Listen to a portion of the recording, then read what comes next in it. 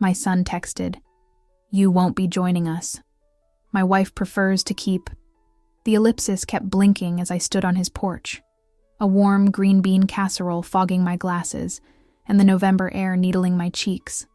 Through the beveled glass, I saw the soft glow over their dining room, a slice of football commentary and a burst of laughter spilling out when someone passed the hallway. The foil crinkled under my thumb. The smell of sage and butter wrapped around me, while my heart dropped like a stone into my chest.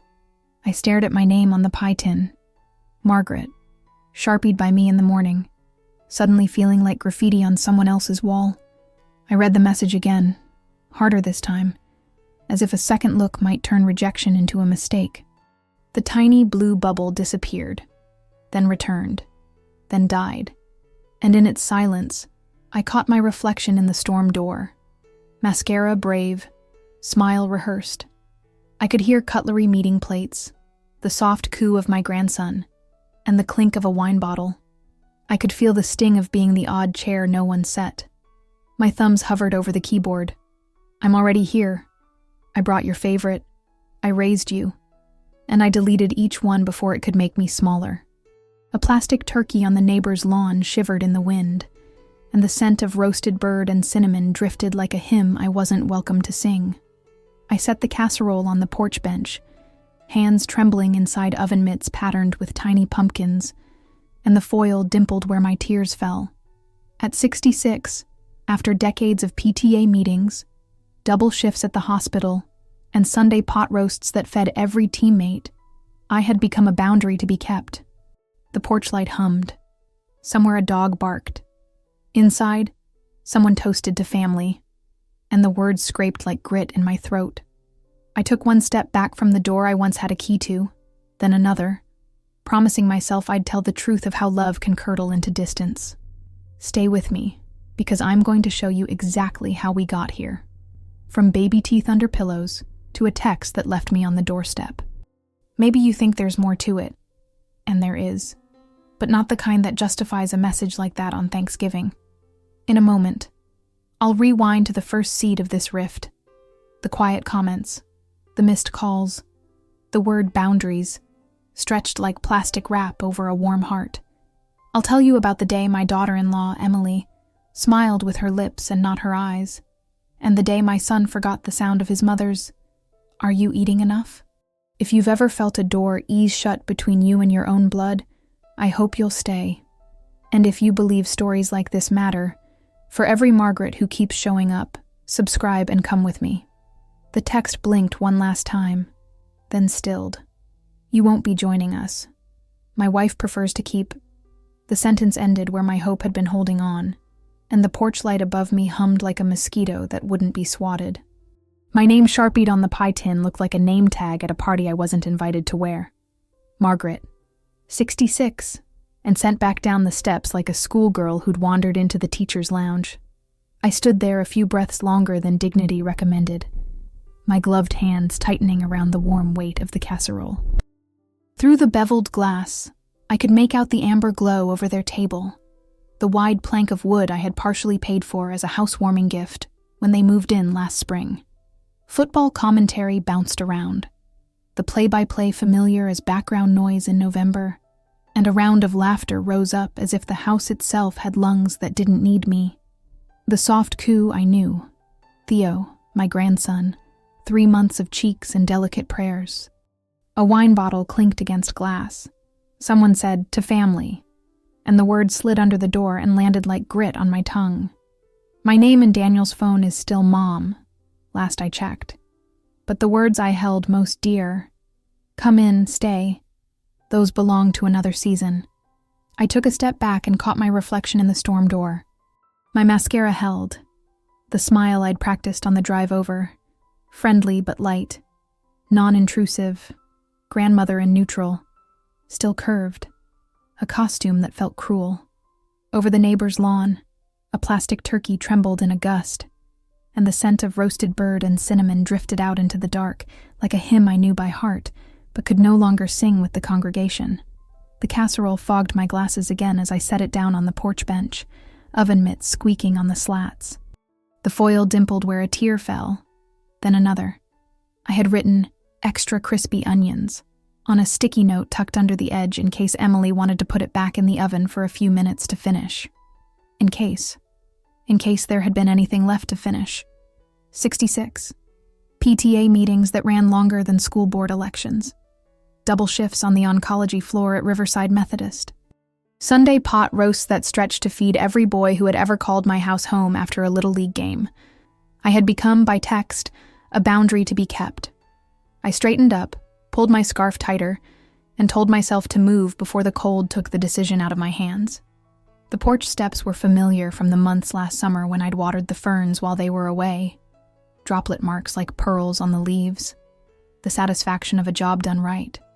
I knew which board creaked, where Emily kept the extra bag of potting soil so she wouldn't have to see bags of dirt in her pantry in public view.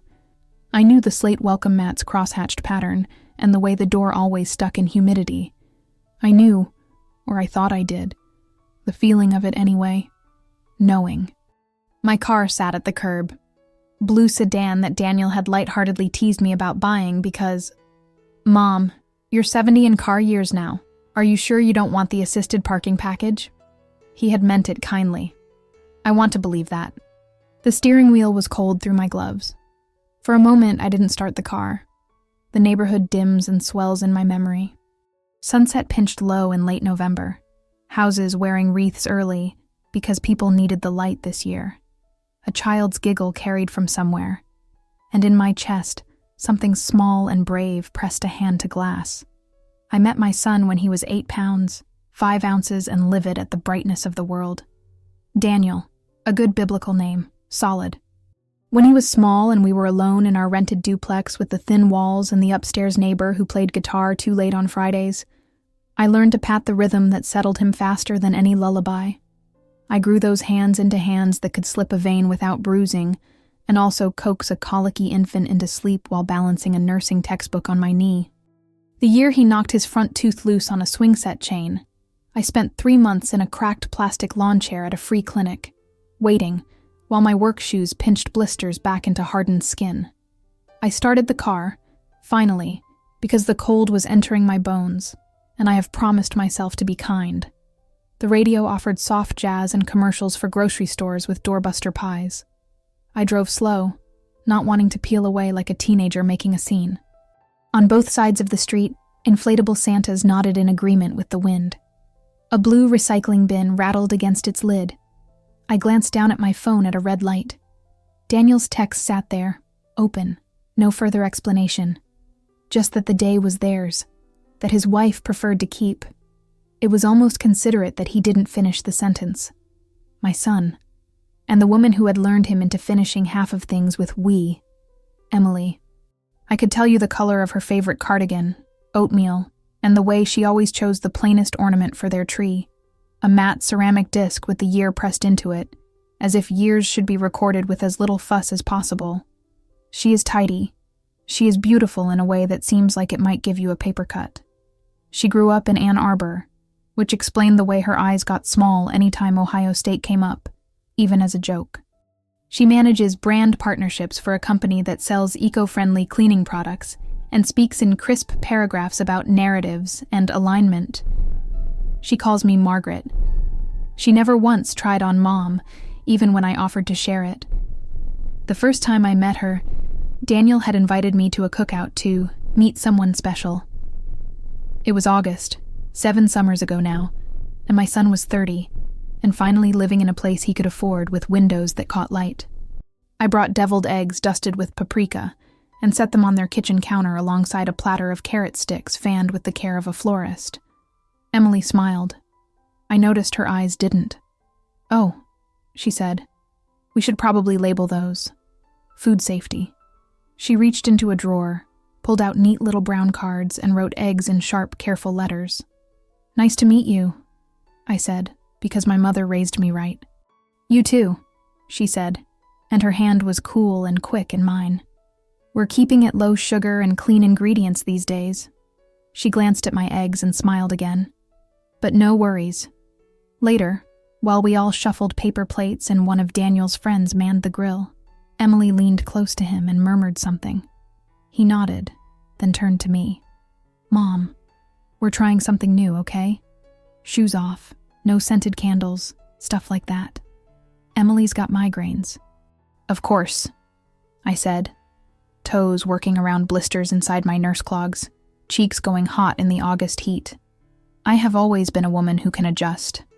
That night, I watched the way she directed him without raising her voice, the way he anticipated her hands as if they were choreography he had learned in secret, the way she touched his elbow when he laughed too loud and he ducked his head and laughed softer. I watched and decided I could love anyone who loved my boy. They married in Hocking Hills under string lights that made the trees look like they were telling each other about stars. I wore navy and sensible heels and kept one tissue in my clutch and one in my bra, because I am a mother who plans for spills. Emily's mother, Claire, breezed past me in a silk wrap and told me how proud she was of her daughter's career without asking me about mine. I had 3 minutes at the microphone for my speech because we're keeping speeches tight, Margaret. The caterer needs the timeline exact, and I edit well under pressure. I said the things people say at weddings, about how love is a daily casserole, not a one-night souffle, and Daniel squeezed my hand when I sat. Everyone laughed politely. Emily's lips smiled in appreciation. Her eyes did not. After my shift the next morning, I bought a frame for their wedding photo and put it on my mantle. "We'll get one printed," Daniel had promised. Months went by, and the frame sat empty until I printed a copy myself from the online album and tucked it behind the glass, feeling bad for the frame as if it were a guest kept standing too long in a doorway. There were good days. I want to be clear about that. The Sunday Daniel and Emily came over and he replaced the weather stripping on my back door while I made chili and cornbread, and we watched the Browns lose with a kind of comfort only Cleveland finds in losing. The afternoon we planted a lilac in my backyard together, and Emily, hair pulled through a baseball cap, no makeup, laughed at how muddy my shoes got, and told me about a podcast about seed saving. The way she listened to me talk about a patient who had died without family, and her gaze softened, and she said quietly, "That's really hard, Margaret." Then Theodore came into the world, and my heart broke cleanly in two to make space. I wasn't there at the hospital. "We're doing a quiet cocoon," Daniel explained over the phone.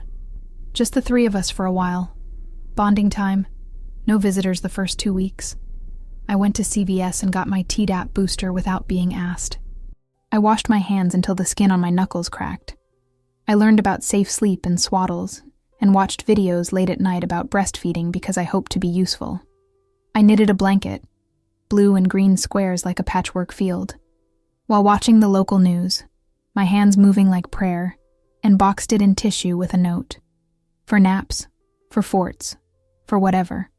"We're going with a more neutral palette," Emily said when I gave it to her, voice kindly, hands already folding the tissue back over the yarn, as if tucking it in for the night. "We'll save it for at your place." I put up a travel crib in my spare room and washed the sheets that didn't yet smell like anything but detergent. I put lavender away, unscented everything.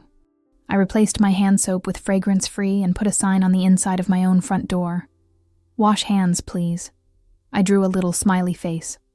The first time I held Theo, he was wearing a onesie that said, "Fresh and local," and his hair lay like a soft comma on his forehead. My knees remembered things they had learned decades ago just by looking at his little mouth opening and closing like a fish's when he slept. Emily hovered nearby, anxiety flitting in and out of her face like a bird. "Just his head," she would whisper, as if I hadn't once memorized the angles of her husband's. "We don't kiss hands," she reminded me, eyes on my face, and I nodded. Slow. "Head," I repeated in my mind, and kissed the place where his hair whirled. There were rules. A list, actually, emailed the Tuesday after I'd dropped off chicken soup and stayed too long. "We're setting norms," Emily wrote. "This will help all our relationships." It had bullet points. "Please text before you come. Please understand if we don't respond. Don't give advice unless asked. We're not doing nicknames. It's Theodore. We don't comment on bodies or eating. No posting pictures without permission. No scent. No sugar. No Santa." Santa, I repeated quietly to myself at my kitchen table, the soft scrape of my chair on the tile making music with my memory. I thought of the year Daniel had wanted a Batman action figure so badly that I bought it in September, and hid it in the bottom of my linen closet under the spare towels.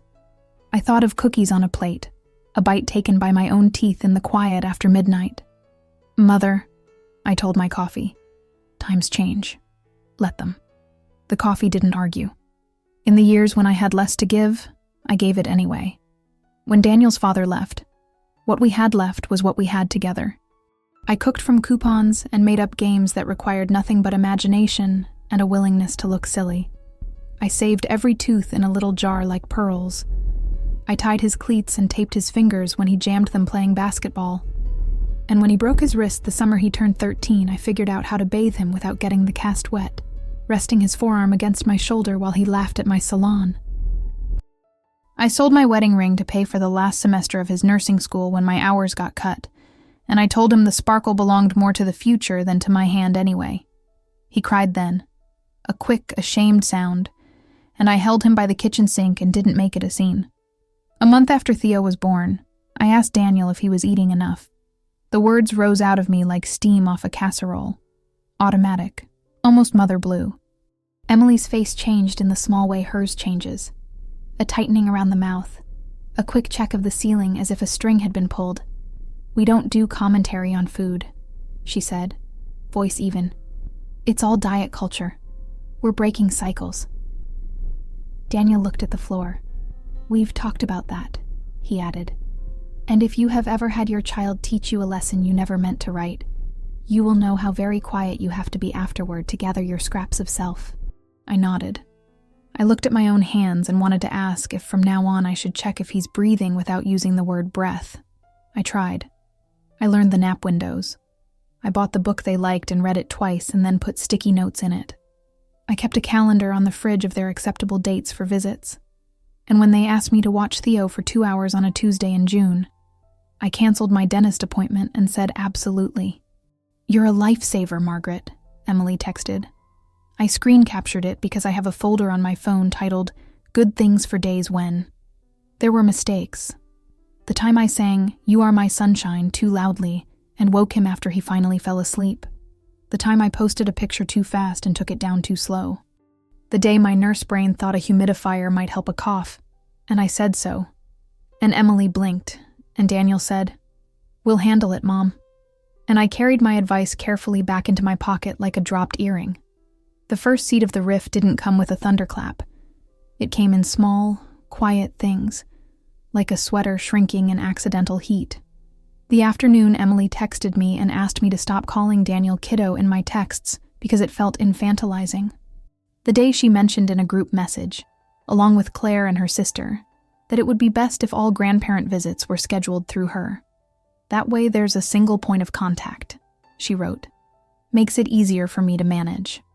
I looked at my phone, a device that had carried the sound of my boys' laugh to me from across dorm rooms and conferences and road trips, and felt something deliberately reorganizing my mothering into a neatness that wasn't gentle. "Let me know what works for you," I wrote back. Because I am a woman who knows how to say okay, even when the we feels like a crowbar. I didn't mind being background if it meant they were a foreground. I didn't mind being a bench if it meant they were the game. But it isn't only where you sit in a room, it's whether your chair is set at all.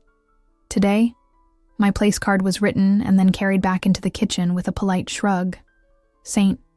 Augustine bells really do sound sweet, I told myself when I turned onto my street. It was a thing my mother used to say when she needed to remind herself to find joy anyway. My house glowed in the early dark, the lamplight in the front window, the cheap candle shaped like a cranberry that I had lit because it looked festive even if I wouldn't eat it.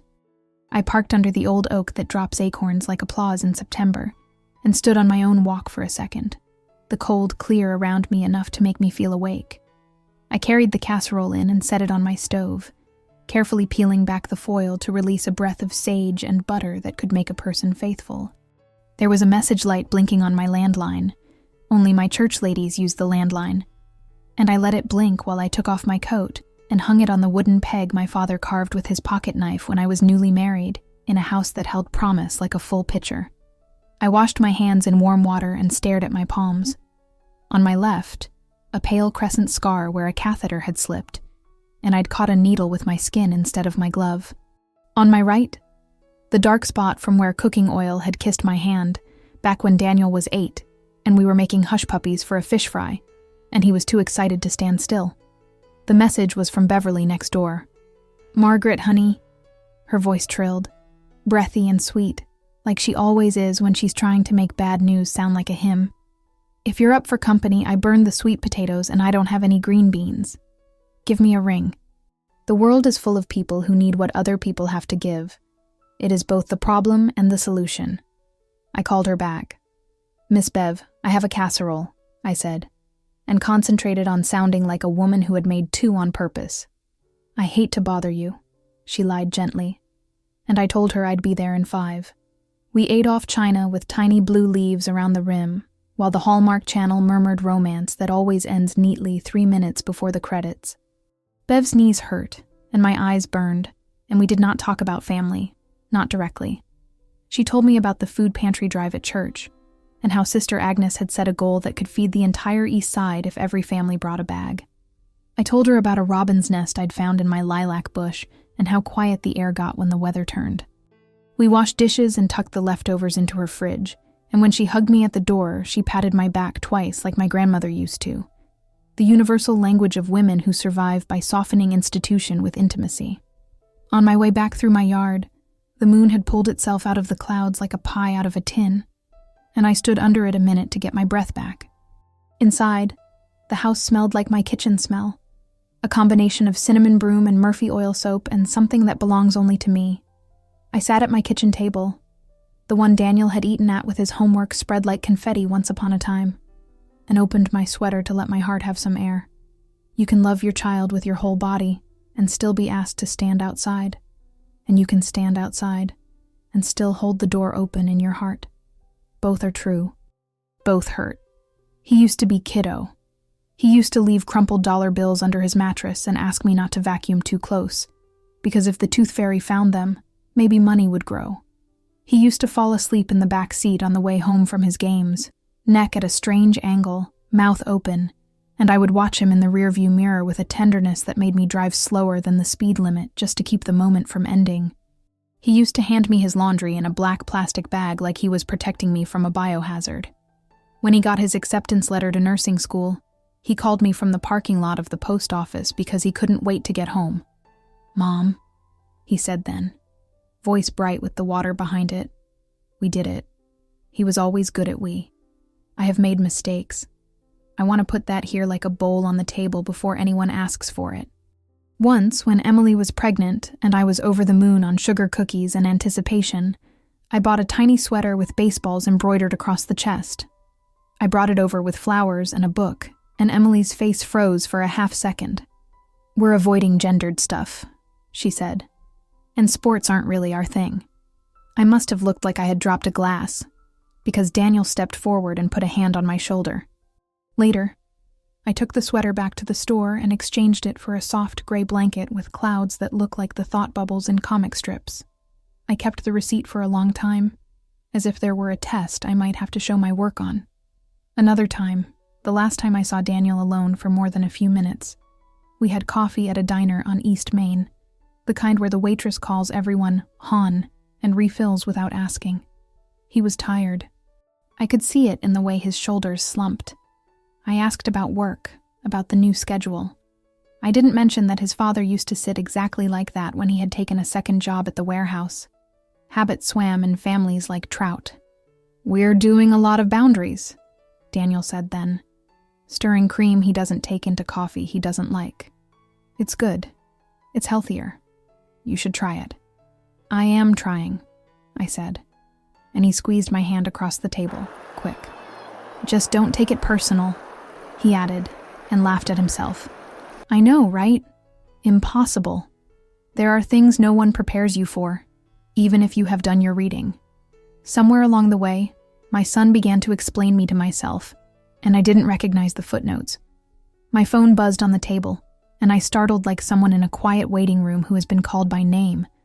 It was a group text, the family thread with Emily and Daniel and Claire. A picture popped up of a table with rosemary sprigs tucked into napkin rings, and Theo in a little chair shaped like a cloud. He was grinning, gums like pearls. First Thanksgiving, Emily captioned it, and an emoji of falling leaves. Claire commented immediately, something about how blessed they were, how thankful for their immediate family.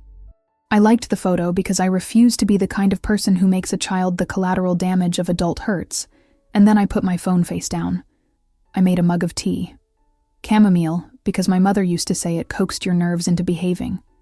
The kettle clicked and I sat and held it and let the steam wash my face. I took the notepad Daniel used to draw race cars on and wrote a list, because when you are a nurse for enough years, you learn that a list is a small raft you can build in a flood. Return Beverly's dish. Email Sister Agnes about the pantry. Call Dr. Lopez about flu shot clinic volunteer slot. Write to Daniel, the last one I underlined. Then I waited, because if I wrote out of rage, the words would be brittle, and I wanted them strong enough to carry weight without snapping. There is a difference between politeness and kindness.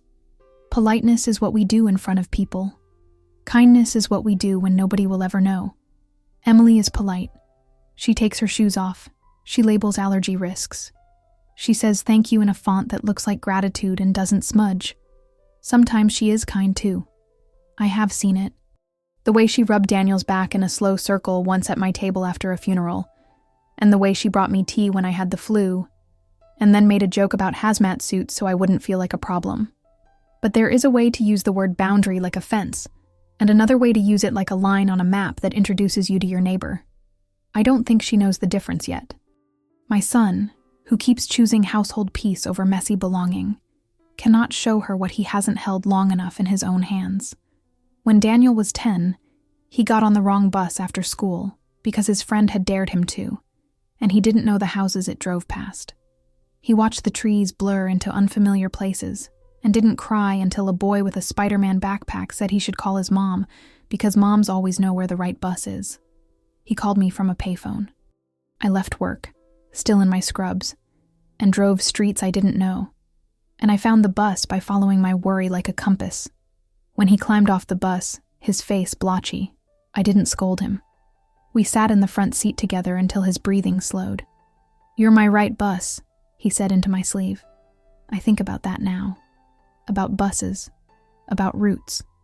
I began the letter. Dear Daniel, I started like any mother on alert for softness would, with a memory he couldn't argue with. The time he took his first steps between me and the coffee table. The time his science fair volcano erupted on our kitchen counter. And I laughed until I cried, and we both pretended it didn't make a mess because we needed to pretend. Just that once. I didn't write about the text yet. I wrote about Thanksgiving in years past, the one where we burned the rolls and ate them anyway, about the way he loved the crispy onions on the green bean casserole so much that I started adding more and more until he joked that it was onions with a cameo by beans. I wrote about the year his father took him to his parents, and how quiet my house was, and how I set my table anyway, and ate a slice of pie with the fork on the wrong side, because I couldn't concentrate on where to put things. I wrote like the truth was a blanket I could tuck around us. Then I wrote the thing that needed saying. I wrote that boundaries keep people safe from hurt, that I respect them, that I have tried to learn the ones your family needs, even when I have stumbled, that I will try again. But I also wrote that sometimes boundaries can be used like a wall to keep love out, and that when you got my casserole and my presents on your doorstep and sent a text instead of opening the door, it felt like a wall. I wrote that I am not asking to run your home. I ached writing that, because I have been accused in tone and in silence of wanting that, and it is not true. I wrote that I am asking, to be let in, even in a small way, even if it is around the edges, because I am your mother, and I am Theo's grandmother, and those roles are not corporate positions to be reorganized. They are bones. I have learned to be quieter in your house. I have learned to be patient with your schedule. I am not asking to move the furniture. I wrote that when I ask if you're eating enough. It is not about diet culture. It is about watching a boy I made from scratch forget his lunch in 3rd grade and panic on the way to school until I said I would drive to the office and drop it off at recess. It is about knowing your face better than my own. I wrote that I can try better questions if the old ones hurt you. I can ask, how are your days? Is your body being treated with kindness? Do you have what you need? I can learn new words for the same love. I wrote that I am not the enemy. And I wrote, carefully, that I don't believe Emily is either. I did not make her a villain. It would be easier, and I have never loved easy things. I wrote that it seems to me she is holding on tight, maybe because she's scared. She would not be the first woman to clean a house until her heart felt manageable. I wrote that I do not need her to call me Mom. I do not need her to adore me. I do need her to remember that you are also my family, that your story began before she entered the chapter, and while she has changed the plot and sharpened the prose, there is not a fair copy of you that can be printed without my handwriting in the margins. I ended with, come by on Sunday if you can. No pressure. I'll make coffee. We can talk or we can just sit. Bring nothing but yourselves. I will be kind, I promise. I will try. Love, Mom. I read it twice and didn't edit. I know how nurses' notes work. You record what is, not what you wish were. I folded the paper and slid it into an envelope. I wrote his address neatly. I stood and put on my coat and took the envelope to the mailbox at the corner. The mailbox is one of the old blue ones that has a mouth so heavy you have to use both hands to open it. I like that. It makes sending out anything feel like lifting something that matters. Snow had started to fall, small and unsure, like a conversation at church between people who aren't certain if they should hug. A bike lay on someone's lawn, abandoned mid-ride, and I had the sudden, ridiculous urge to prop it up. I mailed the letter. The lid clanged with a finality that made me think of all the sounds that mark time. Lids, bells, doors. On the way back, my phone buzzed again. This time it was just Daniel. My breath hitched. I sat down on my couch before I looked, because I have learned to be kind to the weak places in me.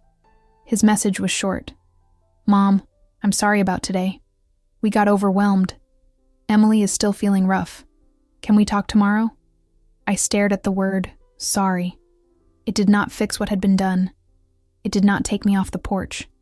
But it placed something warm over the bruise, a small, careful heat. Tomorrow, he had said. A day that did not require me to stand outdoors in the cold. I typed back and erased what I wrote twice. I did not write. I raised you. I did not write. I'm tired of being a chalk outline around your life. I wrote, yes, I'm home all day. Love you. Love you too, he wrote. His words came without ellipsis. Full stop. I thought then about next Christmas, about the way my heart already gathers around holidays like a mother hen around chicks, about a tree that ached to be hung with ornaments that tell our family like a story. The cinnamon disc from Daniel's kindergarten class, with his picture crooked inside a red pipe cleaner frame.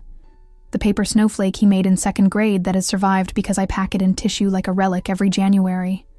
I thought about a fight I am not finished having. My fight, not with Emily, or with modern words like boundaries, but with the way silence can make love starve in the next room.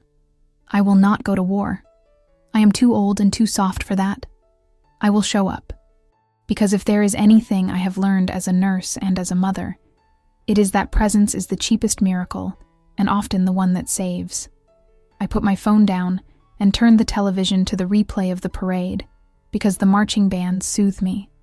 I watched glittered floats pass by on a screen, and thought of little city blocks, of streets crowded with strangers who all cheer at the same time. It makes you feel less lonely, a crowd like that. I crocheted for a while, a new pattern I found online, and when the yarn snagged, I worked the tangle with patience. I have grown patient hands. I earned them. When the phone rang later, a ringtone I had set years ago for my son and never changed because superstition and love are cousins, I closed my eyes a moment before I answered. On the other end of the line, I could hear the murmur of a kitchen winding down, a clatter of plates, a child making the vowel sounds of contentment, Emily's voice in the background saying something I couldn't make out, Daniel's breath. "Hi, Mom," he said, and his voice, older, lower, tired, kept a thread tied to a boy in grass-stained knees who once called to me from the end of a swing. "Hi, honey," I said. I can stay gentle. It is the most stubborn thing about me. "I shouldn't have texted," he began. and I considered telling him that it wasn't the method. It was the message. But I have a few days in my life left if I am lucky, and I don't want to spend them with my son defending his grammar. We're trying to keep it small. I know. I said it like I believed it for both of us. I have a casserole here that met its destiny elsewhere. He laughed. A soft huff. How was your day? I had dinner at Beverly's, I told him. She burned her sweet potatoes. He chuckled again, and the sound warmed me. How are you? I asked, and let the question sit without adornment. He told me about the day, about Theo's new sound that is more growl than coo, about the rosemary and the rolls that made his mouth water, about how Emily had a headache and fell asleep for an hour on the couch with the sound of football in the background, and how he turned the volume down, like he was defusing a bomb. He didn't tell me about the kindness they owed me. That will come or it won't, and I cannot force a harvest in winter. He said, We love you. I love you too, I said. And then we were quiet for a breath that did not last long enough. Daniel, I added, because sometimes a mother has to put her finger on a page and make sure we don't skip where the plot turns. I put a letter in the mail. Read it when you can. Okay, he said, voice small for a second, the way it gets when he is in over his head and doesn't want to say so. Thanks, Mom. After we hung up, I sat with my hands in my lap and let the house talk to me in the way old houses do. Heater clicking, refrigerator humming, something settling in the attic. The snow outside had steadied. The neighbor's dog barked twice and was quiet. The table held the ring of my mug like a miniature wreath, and I traced it with my finger. In the morning, I would go to the church and help Sister Agnes check expiration dates and sort donations. I would show up with my hair set, and my lipstick polite, and my shoes practical, because someone's baby needed formula, and someone's father needed canned peaches for a recipe that tasted like his childhood. I would talk to Beverly about the weather and the price of eggs. I would give thanks for the small places. I would put a slice of casserole on my own plate and eat it for lunch. Extra crispy onions, because I have fed everyone else for so long that sometimes I forget to feed myself. I think about Emily standing in her kitchen, the lamplight a little lonely at the edges, arranging rosemary sprigs with precision that might be a prayer. I think about the weight she carries, about how it might feel to her to usher a family into being when the world is loud and sharp and wants so much. I think about the way she looks at my son when he is not looking, a way I caught once by accident, as if she had found a baby bird, and was a little frightened by how fragile and how miraculous it was. I do not hate her. That would be easier than learning her. She is not my antagonist in the way a story needs to be simple. She is the woman my son loves who has not learned yet that love can be expansive without being reckless. Still, there are signs of a hand held too tight on the handle of a door, the group texts with rules, the way she insists that all requests move through her, the polite smile that says more than any frown, the text today that began with, "You won't be joining us," and ended with an ellipsis that did not save me. I am not a boundary. I am a person, and I will not be flattened into anyone's notes about what constitutes family. The conflict ahead is not a television kind, the kind that resolves with a snowfall and a kiss on a town square. It will be a lot of small choices. To not flare when I want to ask a question instead of giving an answer, to show up at my son's fence with a pie and knock without feeling like a solicitor, to tell the truth without telling it like a weapon, to ask for a key again when the day comes that a key is a kindness, not a surrender. I am Margaret, a mother, a nurse, a neighbor, a woman who knows how long 3 minutes at a microphone can be, and how fast a childhood can pass. I have driven through blizzards to catch a window of time with a boy who will always be the person I see when I close my eyes on stormy nights. And I have stood on a porch with a casserole, and the knowledge that sometimes the door will not open. Tomorrow will come, or it won't. A letter is on its way. I have tea, and I have the phone set to ring loud enough I won't miss it when a small voice coos at me through the speaker, when the sound of something being offered begins again. And when the first snow sticks, I will step outside and hold my palm up to catch a flake. It will melt. I will go back in and start the oven, just in case someone comes by on an errand, and the house will smell like the way a welcome feels. If no one arrives, I will sit at the table and eat my slice and say grace for what is, and for the strength to tend what may be. The morning after the snow, I woke to the soft quiet you only get when the sky has done you the favor of laying a blanket over every sound. My house creaked the way it does when the heat kicks in, and for a moment I lay still and thought about porches. I pictured mine in summer, petunias fat in their pots and a glass of iced tea sweating on the railing. And then I pictured theirs last night. My casserole fogging my glasses while my son's words lit up and dimmed on a screen like a heartbeat that had learned to skip. I was raised to say my prayers before my feet touched the floor, so I did. Thank you for breath. Thank you for a day to try again. Please help me be steady. At the church, Sister Agnes had already been at the parish hall an hour when I arrived, lights on and a line of shopping carts in a neat little train by the door. "You're an angel, Margaret," she said, handing me a Sharpie that bled a little at the edges the way ink does when paper is cheap. "We're sorting canned vegetables today, dates on top." I set up at the long folding table and got to work, lining up cans so their labels faced forward because even food that costs nothing deserves its dignity. The pantry has its own music. Cardboard tearing, the whir of a tape gun, the rustle of brown paper bags. Beverly had tied a red scarf around her neck and was singing "O Come, Emmanuel" under her breath, off-key but heartfelt. A young woman with a baby strapped to her chest was carefully choosing between 2 boxes of pasta, rotini or penne, decision like a test. "Penne holds more sauce," I offered gently, and she looked up at me like I had handed her a secret. Her baby was asleep, eyelashes too long for a person who'd just met the world. "I'm Alyssa," she said, and pressed her lips against the baby's cap in a movement I recognized in my bones.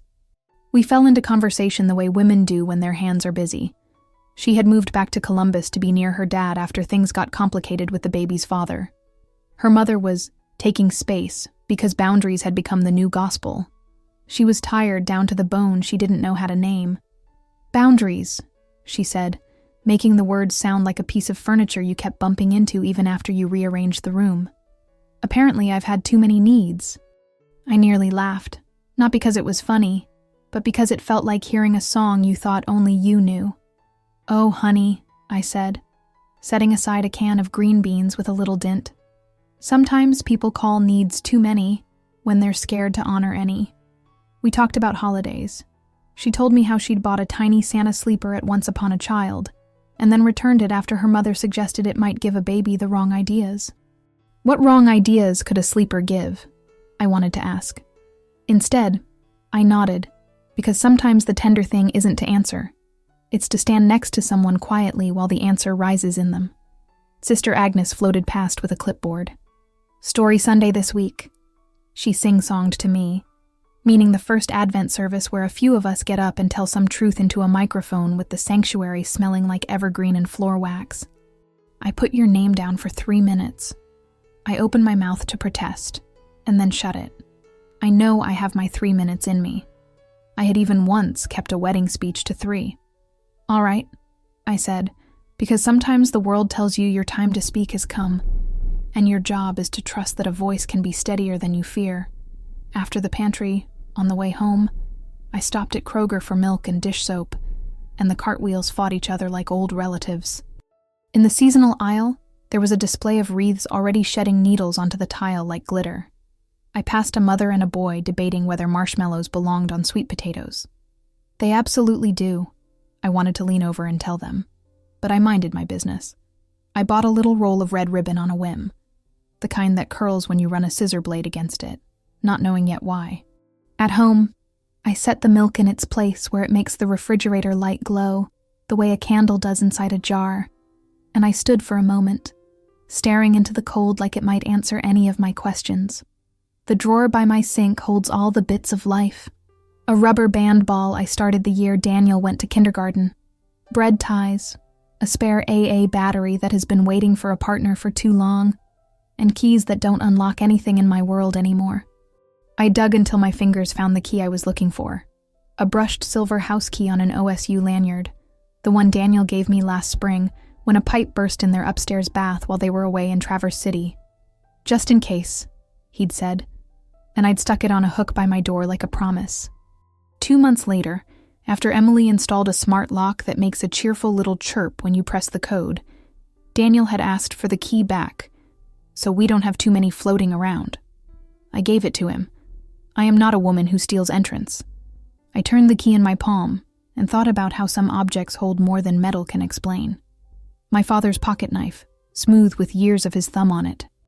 The wooden spoon with a burn scar down the side that my mother kept for stirring gravy, even when she had newer ones, because the old held a luck the others hadn't earned yet. I threaded the red ribbon through the hole at the top of the key and tied a knot, and then, on a breath, I took the key off the lanyard. It did not belong to me anymore. The red ribbon looked suddenly wrong. I opened the drawer again and found my own house key, the one with a tiny nick where I once dropped it on the sidewalk, and a small smiley face sticker I put on it when I was 70 in car years and worried about losing things. I threaded my own key onto the ribbon and tied it. I held it up. It swung in the kitchen light like a small bell, and it felt right in my hand. My house, my door, my choice. I looped the ribbon around my neck and let the key rest against my chest. It was warm there within a minute, like a hand. My phone buzzed. A new text in the family thread. A photo, all lit pretty, of Theo on Emily's mother's lap, both of them in matching oatmeal sweaters. The caption read, "Grandparent Snuggles. Thankful for our immediate family." Claire had added 3 heart emojis.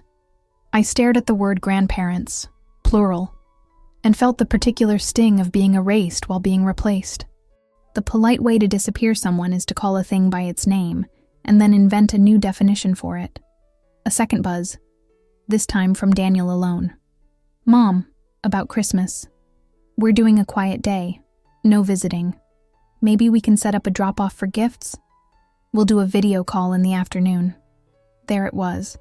One more tidy carving of space like a turkey breast sliced just so. I pressed my thumb into the table's wood and felt the grooves where Daniel had once scratched his initials with a fork tine, and I had fussed, and then later, when he had gone to bed, pressed my own little M in the corner, like a conspirator. "Okay," I typed, and then erased it. I do not want to be a woman of okay. I want to be a woman of truth and kindness, in that order. I wrote, "Thank you for letting me know. I'll make plans. Love you." He sent a heart. The kind you tap without thinking. In the days that followed, the humiliations made themselves known the way a bruise comes in. Deep, and then darker. Claire posted a picture of her and Theo at a baby music class, captioned with something about Nana Mondays, like it was a national holiday. Emily sent a Google spreadsheet called Grandparent Support with blocks of time for the next month. Claire's name filled Mondays and Thursdays. Her sister's name dotted some afternoons with auntie time, and my name sat on Tuesdays between noon and 2, a slot labeled Naps-Lighthouse tasks. I stared at the words, as if they would rearrange themselves if I held my breath long enough. I am not above sweeping a floor or folding a load of laundry. I have folded the world, but the way the words looked together made me feel like a helpful appliance.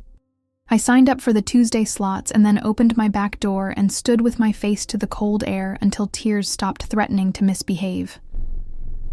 On a Friday, I stopped by the library to return a book I'd kept too long and slipped a flyer about the food pantry into my bag to hang on my refrigerator. On the bulletin board, someone had posted about a community potluck next Saturday at the rec center called a leftovers feast. If you've got them, bring them. If you don't, bring yourself. The letters were hand-drawn in Sharpie, a little wonky and lovable. I traced my finger over the date. An idea tugged at me.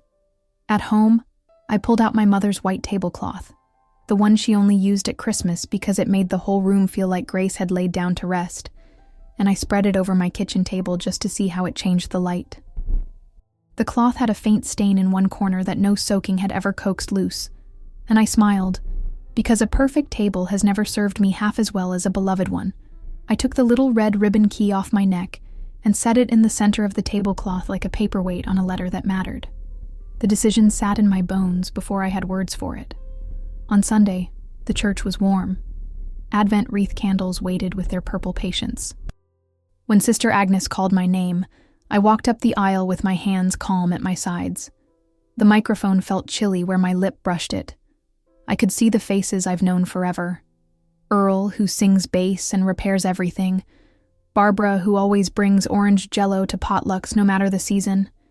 Beverly with her scarf and her tenderness. I could see a few new faces, too. People who had found their way here because kindness sometimes wears a sign. I told a story I could live with. I did not name my son or his wife. I said, there are women in this room, and men too, who know what it is to stand on a porch with a warm dish and no invitation.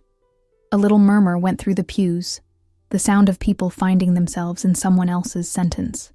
We talk a lot about abundance this time of year, cornucopias that spill, and tables that groan under the weight of plenty.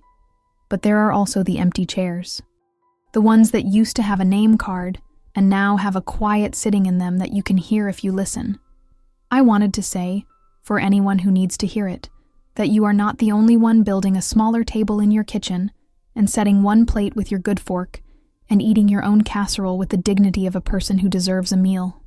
I told them about Beverly and our blue willow dishes and Hallmark movies. I told them about a robin's nest in my lilac bush and how the world will keep offering beauty like a dare. I said, love can curdle into distance, and then sometimes it can be stirred again by a steady hand. I didn't cry. My body wanted to, but I held that line. I said, on Saturday, my door will be open from noon to 3. There will be soup. You can bring something or not. You can sit or you can stand at the counter and tell me about your dog. If you've been left off a list because someone is tidying up their life and your name made a mess of their narrative, you can be on mine. 3 minutes feels like a long time if you are being asked to be funny. It feels like a breath if you are telling the truth. When I finished, a couple of people reached for my hand as I went back down the aisle. Quick squeezes, the way we offer one another a little courage. Beverly was crying outright because that is her hard-earned right. Alyssa with the baby was there and her eyes were wet and bright, and I nodded once so she would know I saw her. I went home and pulled out my soup pot, the big one Daniel calls a cauldron because it is comically large for one woman, and I set it on the stove. I pulled chicken from the freezer, carrots from their crinkly bag, celery that had seen better days. I chopped onions the way my mother taught me. Sharp knife, fast, keep your fingers tucked. And I stirred with the spoon with the burn scar down the side because it seemed fitting to let a survivor help. I baked cornbread in my cast iron skillet and put a stick of butter on the counter to come to room temperature. And I ironed the white tablecloth, which is a thing I do maybe 3 times a year, and only when I want to feel like I am in charge of time. I printed a few little flyers, nothing fancy, just a line that said Saturday, open door, noon to 3, and a picture of a steaming bowl I'd found online. I dropped one at the library, one at Bev's, one at the laundromat on Parsons, where people need soup and company more than just about anywhere. I texted Daniel too. My door will be open Saturday noon to 3. No pressure. Soup and cornbread. You could bring Theo if you want a change of scene. He wrote back, thanks, Mom. We'll check with M. On Friday, my Google Calendar pinged with an invitation titled Grandparent Exchange. Emily had scheduled a time for me to swap out a tote of Theo's outgrown onesies for a bigger size. The note read, porch pickup. Thanks. I clicked accept, and then I sat and let the small sadness wash over me. A person can get very good at swallowing even when the thing pressed on their tongue tastes like refusal. Saturday came with that sharp cold that smells like something clean. I tied my hair back in a low bun because I've learned I will tuck it behind my ear 1,000 times otherwise. And I put on my apron with the chickens on it because it makes me laugh to be 66 and wearing a barnyard. I tied the red ribbon with my key around my neck and tucked it inside my sweater, a small weight at my collarbone. I put Theo's blanket, the blue and green patchwork I had knit with a patience I don't always possess, over the back of the couch, and then I checked myself and took it off again. It made the room look like a waiting room for a particular guest, and today wasn't about waiting. At noon exactly, Beverly arrived with a pie she insisted wasn't burned and the soft hope people bring when they say they're only staying an hour, and then do the dishes without being asked. After her came Alyssa and the baby, who woke and burbled at my ceiling fan like it was a stage show. Then 2 men from down the block who had just moved in and were figuring out how to be neighbors. They brought a bag of tortilla chips and the kind of cautious smiles you see on people who want to belong without knowing how. Earl came too, and told me about the time his daughter didn't speak to him for 6 months, and then sent him a postcard with a picture of a tin soldier on it, and what it cost him not to call it a truce. A woman I didn't know from Adam's house cat came with a Tupperware of something peppery and delicious and said, "I saw the flyer in the laundromat. My name's Loretta." We ate. We sat. We set our sorrows down next to the salt shaker, and we salted them until they were edible.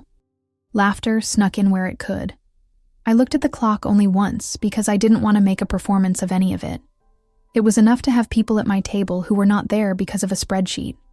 At 1:15, the doorbell rang, and my heart shot up the way a flock of birds will if someone claps. I wiped my hands on my apron and opened the door, and there he was on my porch, hat in hand, like a boy in a story about a farm, and Theo in the carrier on his chest, exactly the shape of heaven. Behind him, a car idled at the curb. Emily sat in the passenger seat, a look on her face like she had eaten something without reading the label first, and was waiting to see if she was allergic to regret. "Hi, Mom," Daniel said, and I breathed. "Come in," I said, stepping back. My heart did the small, hard thing of knocking against its ribs like it was trying to get out and say hello first. He hesitated, just a flicker, then crossed the threshold. The baby made a small sound like a thought. I reached out and put my hand on Theo's back, a light touch on his little spine, and then brought my hand back to my side. I have learned to get my softness into a room without it taking up space. "Emily's got a headache," Daniel said, glancing over his shoulder. "She'll come in a minute." He said it like the words were a bridge he was laying down while he walked. He unzipped his coat, and Theo blinked his long lashes up at my light. Everyone in the kitchen pretended not to stare. They gave us the courtesy that church folk do, the pretense of privacy in a public room. "Soup's on." I kept my voice steady. I handed Daniel a bowl, and he ladled for himself like a man who has learned to take what he can when it's being offered. He sat in the chair that has always been his, the one with the small wobble because one leg is shorter by a coin. He put his hand on the table and tapped where he once scratched his initials, and caught himself doing it, and pulled his hand back like the table was hot. Theo sneezed and everyone cooed because that is what you do when the world offers you something pure. A minute later, the door opened again and Emily stepped in, her scarf snug and her eyes scanning the room.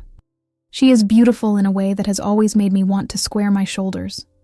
I watched her take in the tablecloth, the soup, the people.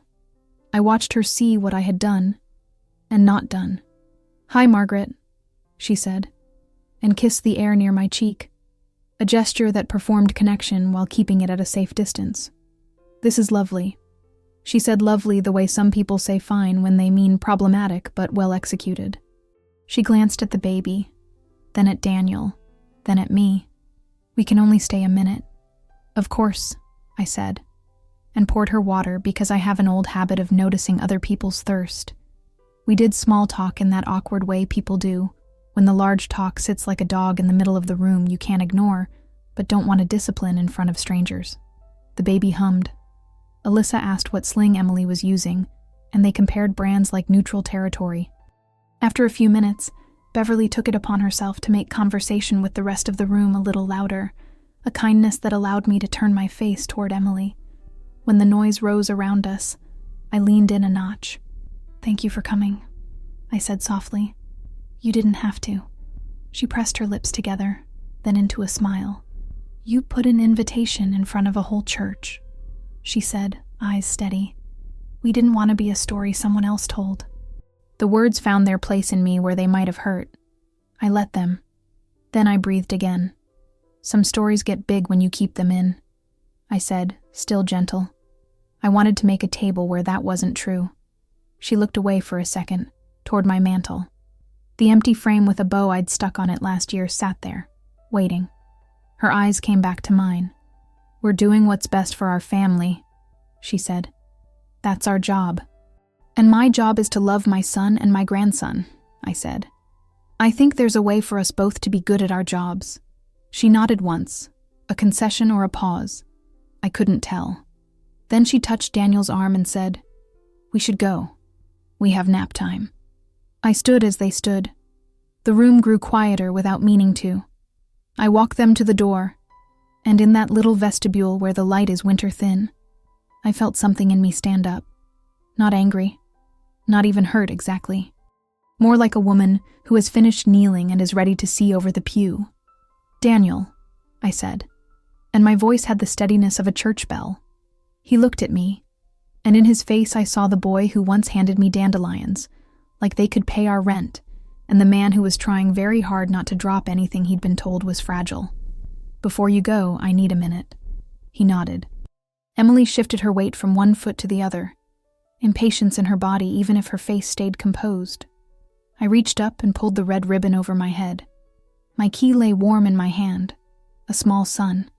"This is the key to my house," I said, and laid it in Daniel's palm. "Not because I expect drop-ins, not because I want to circumvent your rules, but because I want you to know there is a door that will open for you without a code." Emily's mouth tightened. "Margaret," I turned to her and held up a hand, low, not in rudeness, but in a request for space the way you ask a dog to sit when you need to tie your shoe. "I'm not asking for yours," I said. "I'm not even asking to keep knocking on it. I am telling you both what I can live with and what I can't. I cannot stand at porches where I am not wanted. I did it once. That is enough. I can make soup and tend what is mine and be a soft place to land when you need one. What I will not do anymore is beg for the right to love you." Daniel swallowed. His fingers closed around the key and then opened, like his hand couldn't quite decide which part of him to obey. "Mom," he said, and something in his voice came undone. Behind him, through the glass, I could see the first punch of blue breaking through the clouds. "I'm sorry." He said it with more weight than in his text, with a body that understood apology as a posture, not a word. "I believe you," I said. "Now don't make me stand outside to receive it." Emily tugged lightly at the strap of the carrier where the baby slept, a small adjustment so she would not have to speak for a second. When she did, her voice was careful. "We are trying to do this right." "I know," I said. "And trying right now looks like telling your husband to open doors when his mother is on the other side." It was a sentence that could have been sharp. I sanded it with my tone. She inhaled like a person bracing for cold. "I hear that," she said quietly, more to herself than to me. Then she glanced down at Theo. The baby stretched, fists opening and closing like sea anemones, and made a small mew. We all looked at him like he had been appointed the judge. "Okay," Daniel said after a moment that had its own weight. He took the key. He didn't put it in his pocket right away. He looked at it like it held his address and mine together on a map only he could see. Then he slid it onto his keyring, the one with the OSU Block O and the rust from a winter in Cleveland. The small click of metal on metal was so ordinary I almost missed how holy it sounded. Emily nodded once, the way people do when they accept a term they didn't write. "We'll work on this," she said, and I believed that she meant it and that it would be work. They left with the baby murmuring sleep and the cold nudging in and then out as the door closed. I stood in my hallway and let my heart slow down. In the kitchen, Beverly caught my eye and lifted her chin like she had been holding her breath on my behalf, and could finally let it out. People went back to their bowls. Alyssa came and leaned against the counter next to me. "That was big," she whispered, like an older sister in a play who slips you a prop right on time. "I'm tired of being small," I whispered back. In the quiet after everyone left, because people inevitably do, I tidied like women do when their souls have been moved and their hands need something to do. I filled the sink with warm water and a squirt of dish soap that smelled faintly of lemon. I washed the bowls and lined them up to dry, their rims catching light. I folded the tablecloth over my arm and carried it to the laundry room, because a thing that has done its job deserves to be tended. On the mantel, the empty frame looked over the room like a witness.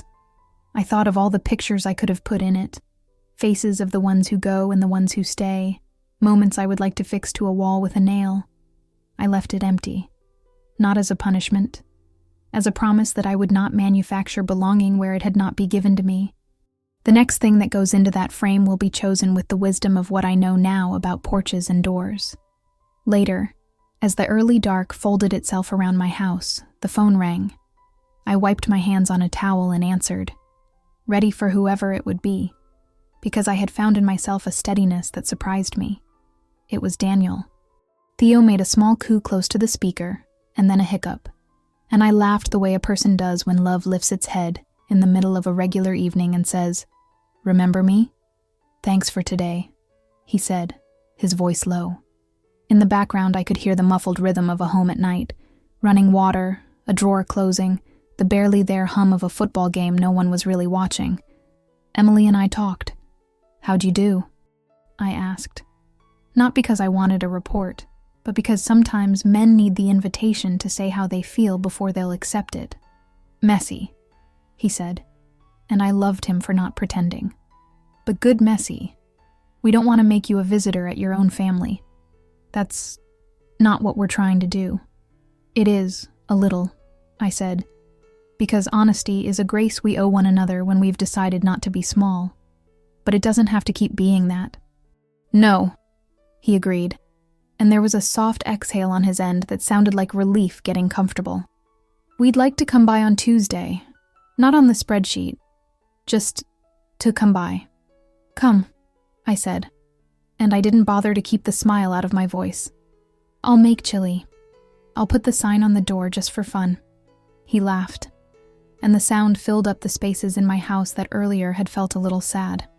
After we hung up, I went to the front door and taped up the little sign I had made weeks ago for myself. "Wash hands, please," with the smiley face. I added a new line under it in a shaky hand, because I was laughing at myself while I wrote it. "Welcome." It felt a bit like putting a mat out for my own heart to wipe its feet before it came in. I made tea, my good Darjeeling this time, and sat at the table and watched the snow start again. The flakes fatter now, the kind that feel like a change you can see. I thought of all the days that had led here, the free clinic chairs, the science fair volcano, the way a boundary can be a map when you draw it with love and a fence when you draw it with fear. I thought of Emily in her kitchen, perhaps laying rosemary on a cutting board like a monk illumining a manuscript, perhaps removing my name from a spreadsheet block and putting an ellipsis there instead, because she is a woman who likes to leave herself options. I thought of my key around Daniel's ring, the way a little piece of me would ride in his pocket now, not as a claim, as a comfort.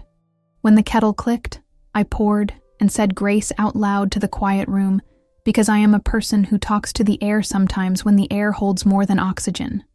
For doors that open, for voices that hold, for the courage to say enough and the kindness to mean it without making it a knife. For friends who will bring pies and pretend they didn't cry in my kitchen because it embarrassed them to need me. For the baby who hiccups like laughter trapped in a small body trying to find its way out. For my boy who is a man and still, sometimes, a boy when he needs to be. There will be more to do. More rules I will trip over. More apologies on all sides. Families are made in the repetition of trying. But now there is a key that wasn't there before, and a table that has learned it can be set for 7 or 3 or 1 and still be holy. There is a woman wearing a ribbon around her neck, because she has made a vow to herself to open as many doors in and out of her heart as she can bear, without letting cold in that will make her sick. There is a Sunday pot of soup that will be warmed up on Tuesday, and a baby blanket draped not in weight, but in welcome, indifferent to a clock. I went to the window and looked out at the street where I have taught my feet the language of every crack and curb. A boy from 3 houses down was attempting a snow angel in a front yard that barely held an inch, undeterred by the lack of abundance. I remembered Daniel at 5, doing exactly that in the first dusting of a winter that never delivered, and how I had laughed and said, "It's the idea that counts." And he had looked up at me like the idea had landed in him and taken root. The world rearranges itself all the time. Trees drop their leaves and trust new ones will arrive. The river finds another way to go when a log falls across it. A woman who once stood on a porch with a casserole and her heart in her mouth hangs a key on a chain and decides she will no longer argue with a door about whether it should open. I watched the boy, arms flapping in a determined echo of wings, and I whispered to the glass, "We'll be all right." Not because I believed the road ahead would be smooth, but because I had decided not to walk it in shoes that made me smaller. When my phone buzzed again, one of those family thread photos, I clicked it open without dread. It was Theo in a silly knit hat with bare ears. Emily had written, "He loves this hat Claire bought yesterday," and then, as if catching herself, added, "We should do a hat day at your house, Margaret." Hard eyes. It was a small thing, a lowercase olive branch. I smiled and typed back a picture of the soft blue beanie I had crocheted last week, just because my hands wanted to be busy, and you never know who will need warmth. I wrote, "Tuesday. Bring the bear. My door will be open." And it will. I have said my enough. I have made my plan. The symbol of it presses warm against my skin even now. A little weight. A reminder.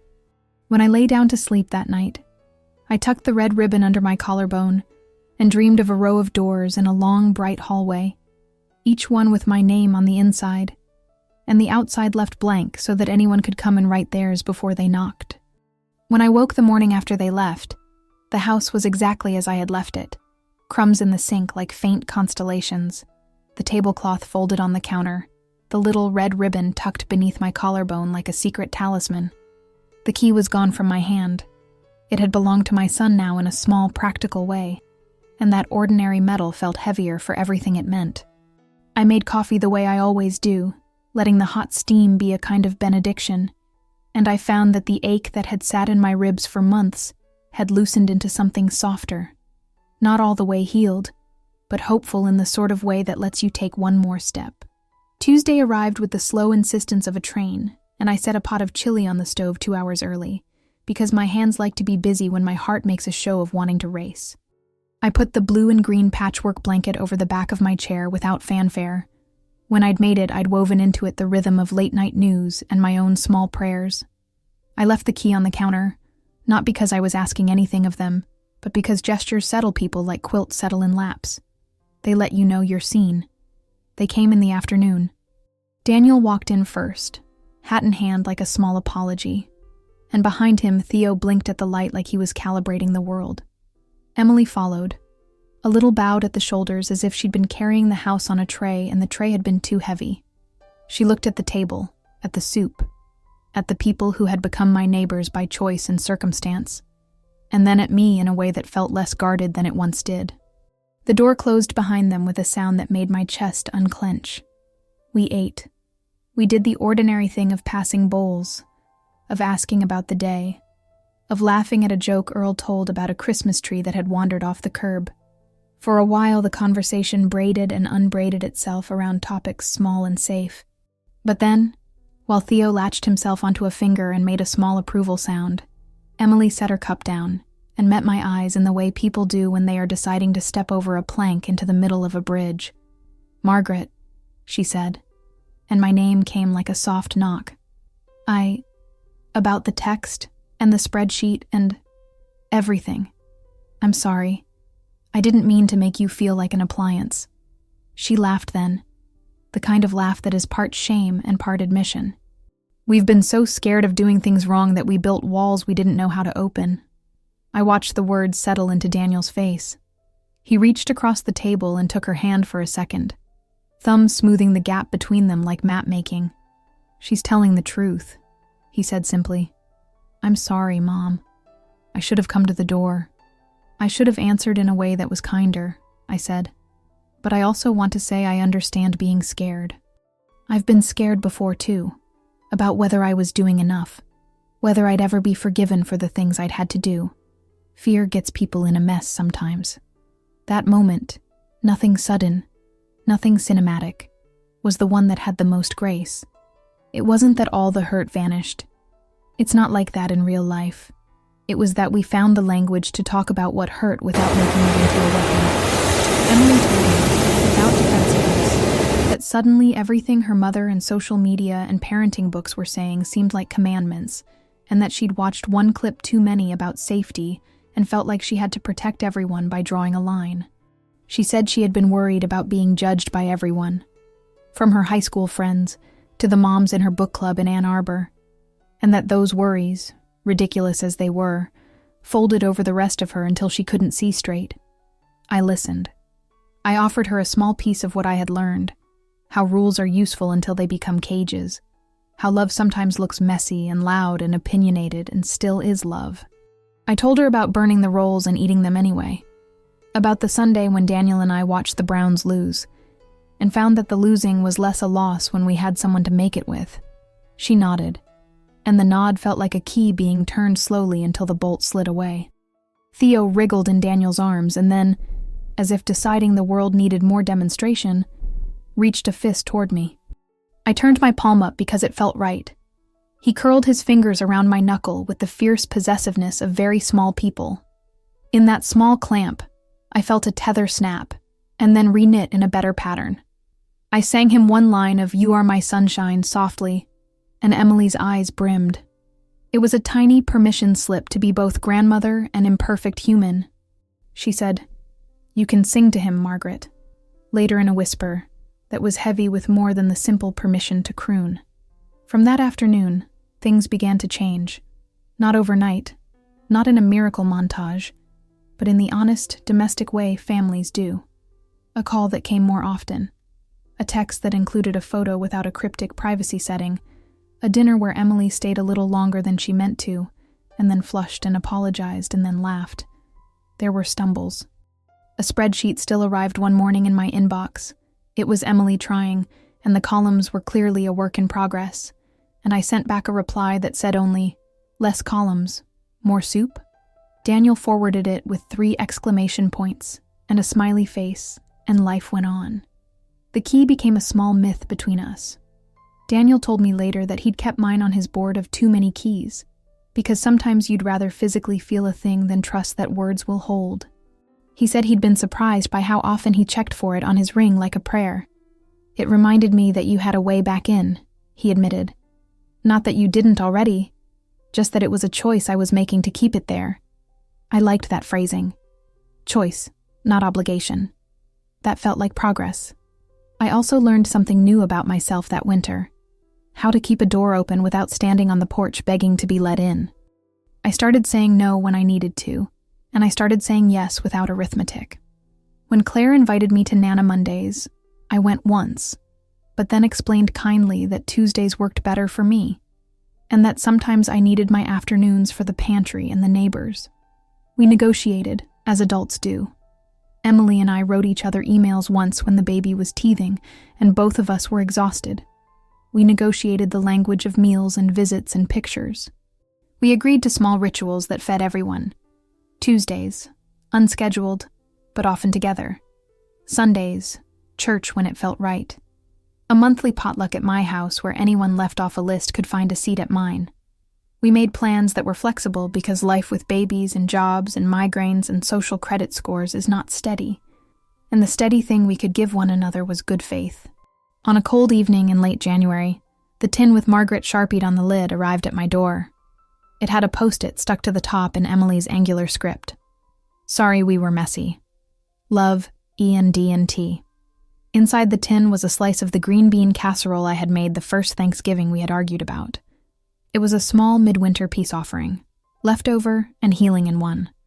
I laughed when I saw it, because the casserole had been more important than the apology, and the apology had been more important than both of them. I put the tin on the mantel beside the empty frame, and for a while, it sat there like a homework assignment that had been turned in late, but with beautiful handwriting. The community around me changed too. The open door afternoon I'd started became a regular thing in a way I hadn't expected. Neighbors came when they could, people who had never known me beyond a nod at the mailbox, and now stayed long enough to tell a story or to sit quiet as warm soup cooled. Alyssa came back, now with a toddler who matched his socks, and she said, "You saved me," which is exactly the sort of thing that makes a woman feel like her life added up to more than the math of it. Bev kept bringing pies and then staying for the dishes. Sister Agnes stopped by once with cookies and a portion of a prayer she'd written into my palm. May your thresholds be generous. I found peace in small structures. I went back to the food pantry on the days I'd promised and learned the names of more people than I'd known when I was simply our neighborhood's long-suffering matriarch. I went to the rec center for the leftovers feast and brought the thing I'd made with the most seasoned hands in the neighborhood, cornbread that always disappeared first. I kept tending what was mine, the house that smelled like lemon and soap, the garden that surprised me with a volunteer tomato in an improbable place, the friendships that arrived like late mail but were always welcome. The quietest change, maybe, was in how I felt about silence. Where silence had once felt like the absent chair at a wedding table, something cruel and deliberate, I learned it could be a kind of breathing room. Some Thursdays would be empty of calls, and I would use them to read aloud to myself from the books I'd kept too long. I discovered that being a magnet for people's need was not the same as being their only shore. I could be available and still be whole. I could offer soup and still rest my own forehead against the cool glass of my kitchen window at dusk and think of all that had been and all that might be. And the key, oh, that little metal witness, kept showing up in the most human of places. One night, when Daniel dropped by with coffee because he said he had a 3 a.m. shift at the hospital and I'd offered to stay awake with him, he left his keys on the counter. When he reached for his ring as if to check that the key was still there, he grinned. "I put your key on mine," he said, and I held my breath because it felt dramatic in the best possible way. Like a promise, he added. And both of us knew promises are not contracts but living things. They change if you water them. There were still twinges.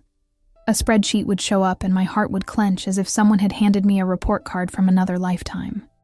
But I learned to breathe at those times and to answer with the gentleness I wanted when I worried I might have been brusque. Emily and I started swapping recipes, her for things that were more minimalist than my palate would usually allow, mine for dishes that had been passed down by hands with calluses and love. We found the common ground most people miss, that we both wanted what was best, even if our definitions of best came from different addresses. Theo grew, as babies do, into a child who delights in the small rebellions of being human. He learned to blow raspberries at my chin, and when he did, something in me that was knotted and long-held let go. I began to collect small memories, not like debt, but like garlands, things I could string across the seasons when the shadows grew long. He learned to say Nana in the sort of cadence that makes you forget your age. My throat would close then, but in a good way.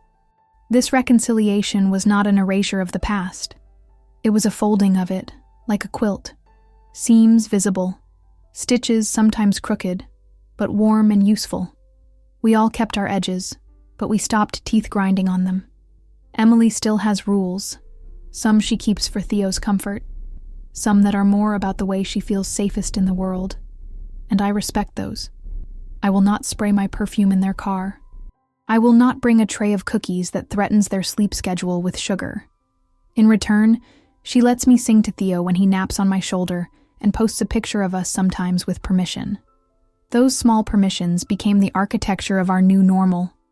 There is freedom in deciding what you will and won't carry. I found that when you offer a door, you can do it with dignity, not with pleading. I found that people will answer if they are willing to travel the small distance toward you. I found that a key is less a claim than an invitation. Metal and story, both. When I put my hand to the ribbon at my throat now, I do it with the quiet understanding that it is not an instrument of control. It is a reminder of choice. I chose to give. They chose to accept. We both chose to be brave in different ways. On one evening, months after that first snow, I sat with my feet up and a cup of tea cooling in my hands and looked at the row of doors I had once pictured in my sleep. They were not all mine to open. Some were houses I could look into and wave. Some were rooms that would stay closed until other people felt ready. But somewhere down that hall, a light burned in a house that knew my name. The key hung on my kitchen peg now, a different key than the one I'd tied with red ribbon the first time around. It was scratched with years of living, and it fit my hand perfectly. Later, before I turned in, I wrote a short note and folded it into an envelope. It went onto Daniel's counter the next morning, tucked under the ring of keys he'd left there. It said simply, Thank you for today. Love, Margaret. There was no artful pleading, no demand. Just the truth of gratitude and the courage to be small and human and graceful. If there is any lesson I would send to you in a jar with a bow, it is this. Doors are not only about who can enter and who stays out. They are about what you keep in your hands while you stand in a hallway waiting for someone to pick up the other end of the rope. They are about the choice to leave room for people to return to you, if they will, and the grace to let them walk back in a way that is gentle and honest. You do not have to be erased to be loved. You do not have to be everywhere for people to know you are there. I live now with a quieter heart and a louder welcome. I go to the pantry. I teach the kids on the block to wrap cornbread so it keeps its heat. I say yes to potlucks and no to performative apologies. I keep my key where I can see it.